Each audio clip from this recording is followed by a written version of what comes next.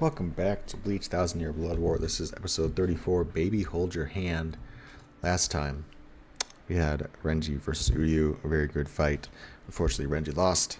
I really want to see Rukia Bankai again. I don't think she will. Or at least, I want to see her go all out again because I don't recall her doing so in the manga. But, I mean, they have been adding so many different fights. And I think that's one of the hard part of... I see a lot of discussion about, oh, this is an anime-only thing. They added this for the anime because of time restrictions in the manga.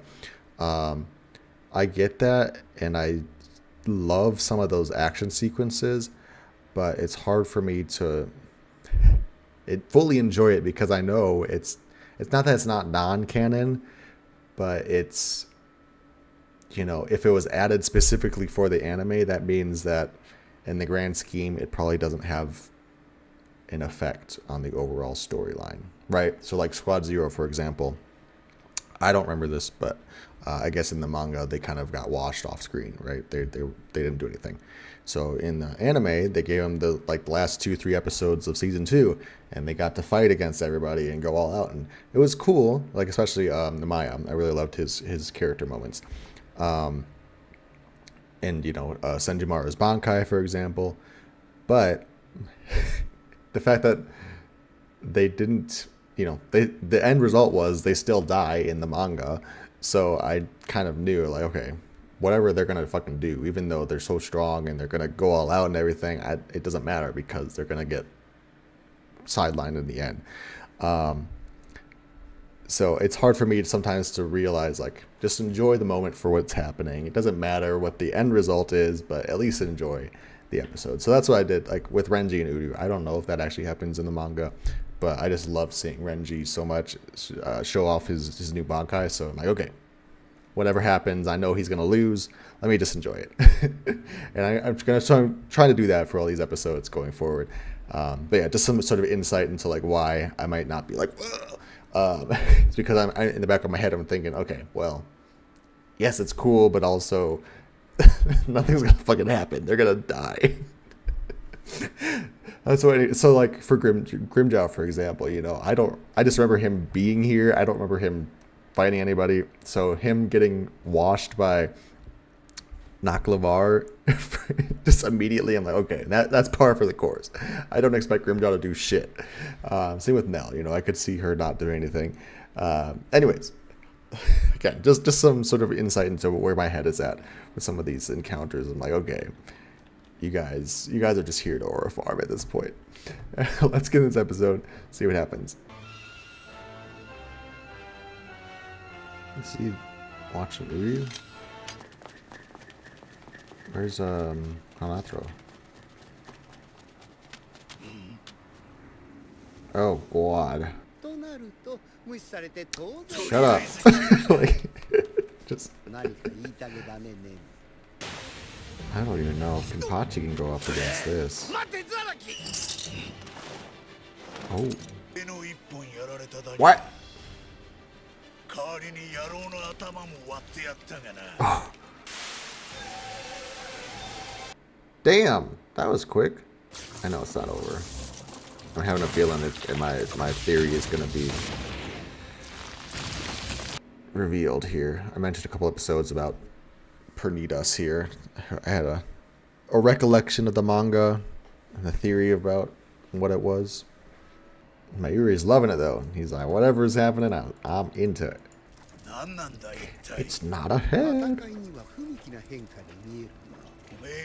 Right. I don't. Yeah, that's two captains. Gonna pop his arm back, untwist it. Ah! How many times did? Oh, that's not him doing it. That's not him doing it. He ripped his arm.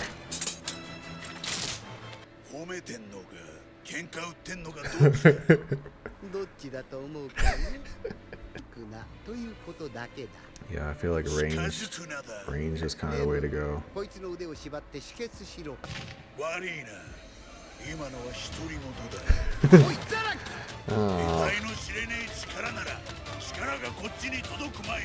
I don't think that's the answer. Tackle head-on approach isn't going to be the one today. Get him the fuck out of there, guys. Oh my god.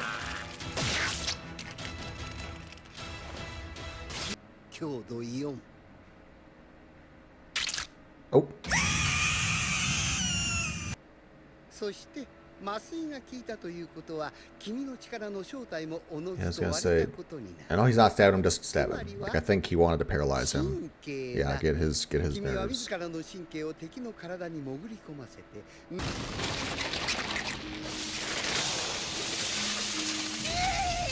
Oh! I didn't know it had a vocal cords.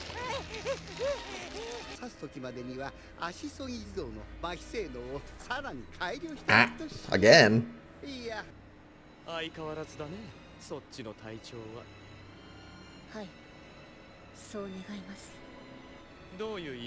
What?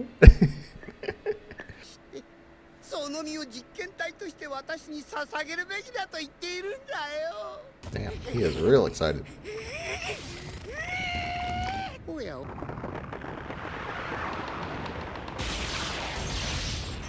There it is. Left arm, yeah. So there's Mimihagi and there's Pernidas, I guess. Oh. Oh, the 3D animation for it.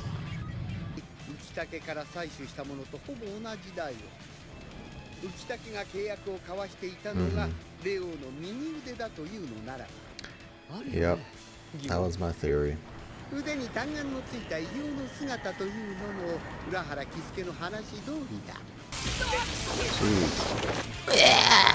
What the? These fucking umbrellas, what the hell? Oh, yeah, she speaks. How many umbrellas does he have? I don't think he needs to run, but he needs to fight.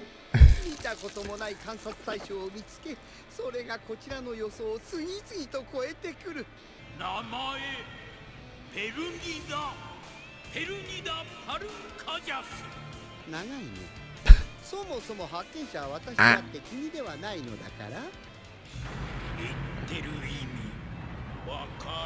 Isn't this left arm like chained or something?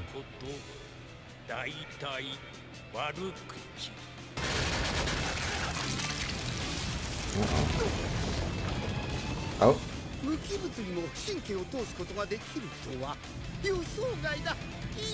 Yeah, it's like the Fullbringer, you know, they can influence inorganic matter too. Please! Spider-Man. Here in Kyaku, but it's Mayuri? Bernida barking, yes. The compulsory. See? Ah. Do your own research. That's all. Oh. He's activating Kirin Kyaku on his own? What the fuck?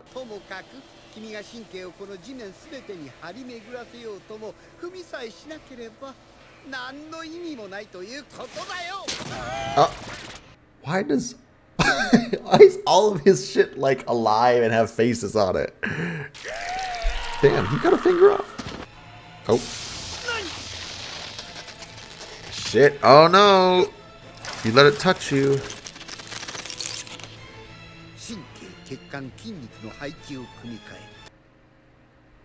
Just like that? What the fuck? He's crying from the pain. Damn. Animation on this fucking guy. Okay, I was gonna say, is that the one that was on the ground? Subarashi.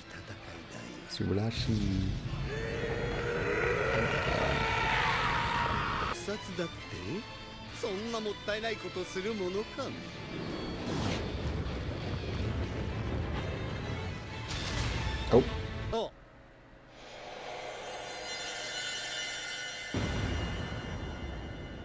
New Bankai just dropped. What?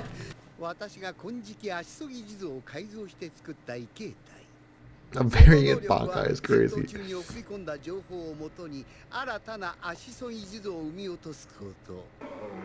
Oh.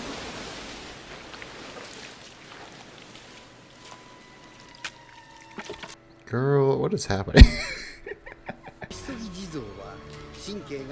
Uh-huh.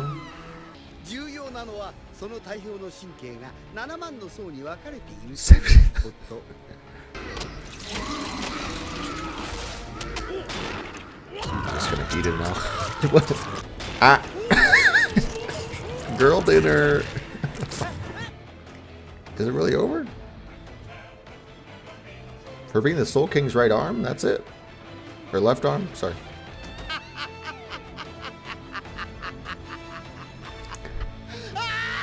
Okay. Baby, hold your hand. Oh my god, that's such a clever title. The poem. I think it's a Shunsui episode next. Okay, so I have a love-hate with Mayuri. You know, I do see the vision with him, and I like him, and he's a fun character. I think Kubo goes a little bit overboard sometimes with making sure he gets a moment. You know, I like him when he's not so, like, monologue-y, but that's not even the right thing, because I do love his monologues. It was like the back and forth banter with him and Kenpachi. I didn't like how he was. Maybe it was just the bit. I didn't really care for that bit they were doing. You know, like, are you talking to me or are you talking to yourself? I do think he kind of had a little bit too much speaking this episode. I would have liked to see a bit more like, okay, let's actually do something instead of just the posturing. You know, it was a lot of build up to the reveal of Pernita. I think that's what I didn't like. But everything else I loved. You know, I do love his mad scientist thing. He finally got like an evil villain laugh. You know, I don't think he's ever done that in the show, but he got that like that full on mastermind like ha ha ha. You know, and the voice actor does such a great job with him too. Let's see, but yeah, so you know, I had mentioned a couple episodes. I feel like I remembered who Pernita was. And it makes sense, you know, the foreshadowing is there. I like the build up with Mimihagi as like, okay, the idea that the Soul King has these limbs that are out in the world, right? So if you introduce the fact that Mimihagi is the right hand, then surely there's a left hand somewhere. So I like that Pernita is. I hope they go more into what the fuck Pernita is, and like you know, they kind of. They gloss over it, but he does ask, Mayuri asks, like, why is the left arm working with the Quincy's? But then, I think he was kind of like, well, who cares? That's not really why I'm here. So I do hope that in a future episode they go, give a little exposition about what's going on there. Interesting ability, his nerves, or the arm's nerves, go into other beings, and that's why he keeps twisting up people's arms and shit. It's the nerves. We don't see it until this episode, but it's basically the nerves are going to reach out to that thing, and then they're basically just doing whatever the fuck they want. I don't know if it was intentional, but for me, I kind of got the vibe that it's reminiscent of the Fullbring's abilities to influence anything around them, the soul of whatever object.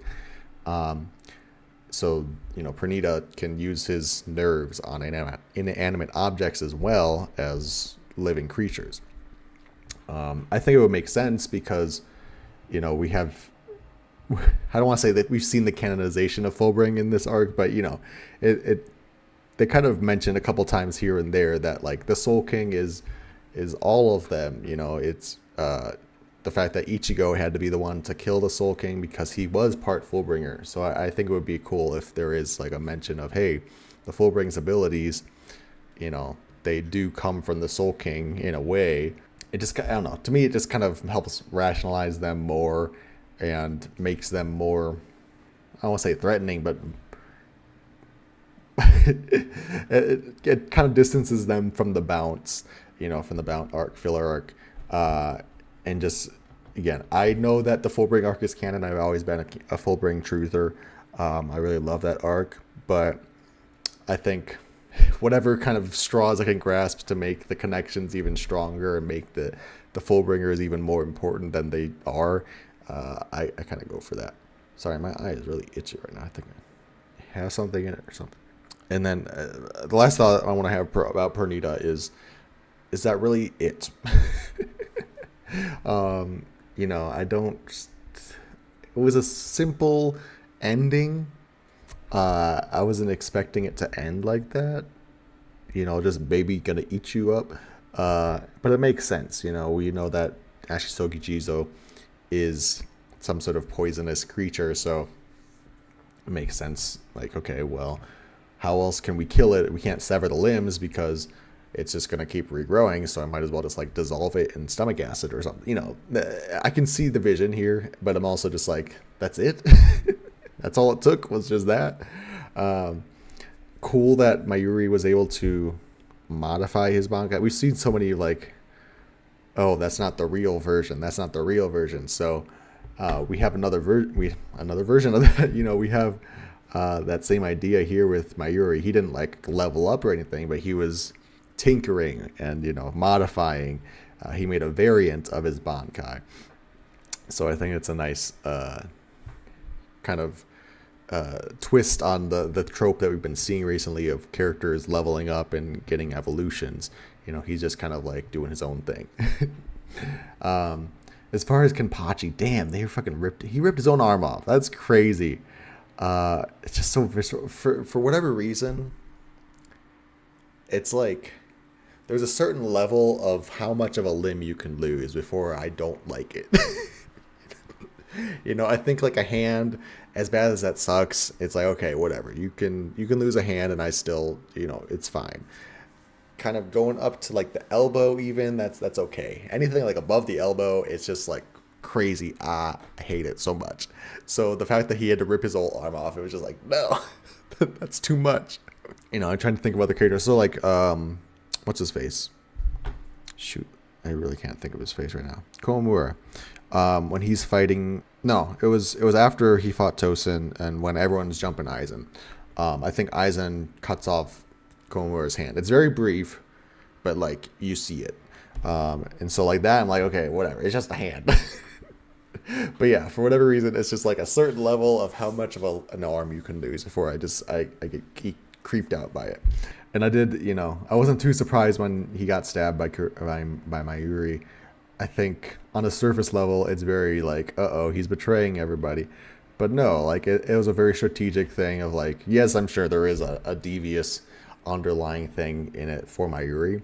But at the end of the day, he's trying to help. He's like, okay, it's obviously something to do with his power, with Pernita is controlling Zaraki somehow. So if I paralyze him, then that'll stop the pain. Yes, he's still going to be hurt and pain and everything, but like, hey, you can't be twisted up anymore because you're paralyzed.